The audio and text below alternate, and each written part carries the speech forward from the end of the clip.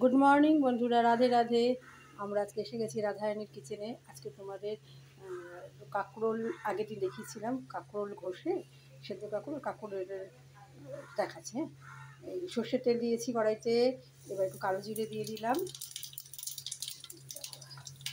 এই দেখো কাঁকরোলটা সেদ্ধ করে ঘষে রেখেছি, এটা দিয়ে দেবো।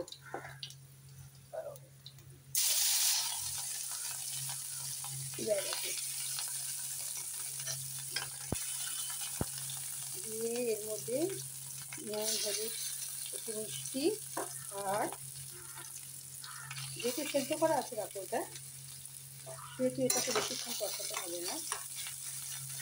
যেহেতু সেদ্ধ করা আছে এটাকে বেশিক্ষণ কষাতে হবে, করতে হবে না, বেশি তেলে ভাজতে হবে না।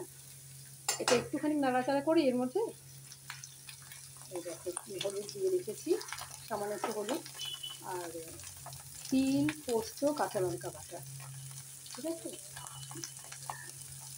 এটা দিয়ে এটা নাড়িয়ে নেবো। নাবানোর সময় সর্ষের তেল আমি একটু কমই দিয়েছি। নাবানোর সময় ওপর দিকে সর্ষের তেল দিয়ে, যেহেতু আমি সর্ষে বাটা দিইনি, তোমরা নারকেল বাটা, সর্ষে বাটা দিতেই পারো। কেউ রসুন যদি রান্নায় দাও তারা দিতে পারো, ঠিক আছে। এর মধ্যে খালি নুন, এর মধ্যে মিছরি দেওয়া আছে, মিছরি গুঁড়ো কিছু দেওয়া আছে, একবারে দেখা হয়তো যাচ্ছে একটা দুটো। এই যে সেদ্ধটা হাতের চেপটি দিয়েছি, বা তোমরা গ্রেটারে গ্রেট করে নিতে পারো। দানাগুলো একটু একটু থেকে যায়, সেটা ভালোই লাগে। আর মিক্সিতে করলে একদম পেস্ট হয়ে যাবে, সেটাও খারাপ লাগে না, দুটোর আলাদা আলাদা টেস্ট। এবার একটু নাড়ি চাড়িয়ে এই পোস্ত বাটা, তিল, পোস্ত, কাঁচা লঙ্কা বাটা, হলুদ, কেউ মনে করে কাশ্মীরি গুঁড়ো লঙ্কা দিতেই পারো। বাড়িতে কোনো অনুষ্ঠান লোকজন আছে তখন আমি কাশ্মীরি লঙ্কা, শুকনো লঙ্কা এগুলো একটু ব্যবহার করি। তাছাড়া আমি ঘরোয়া রেগুলার বেসিসে করি না।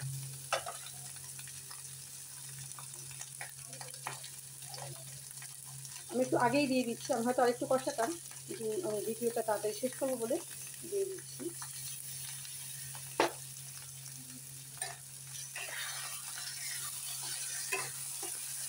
এর মধ্যে ধনে পাতা দেওয়া যেতেই পারে, খুব ভালো লাগে ধনে পাতা দিলে। আমাদের কিনেই এটা করবো আমি ভাবিনি, হঠাৎ করে আলু সেদ্ধের মধ্যে দিয়ে দিয়েছিলাম, তখন আমি তোমাদের দেখিয়ে দিই।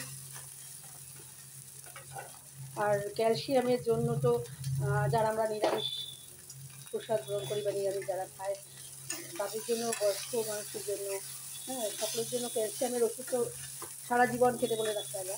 সুতরাং তিলে প্রচুর ক্যালসিয়াম আছে। ঠিক আছে বন্ধুরা, রাধে রাধে। ভিডিও অনেক বড় হয়ে যাবে, রাখছি। সবাই ভালো থেকো।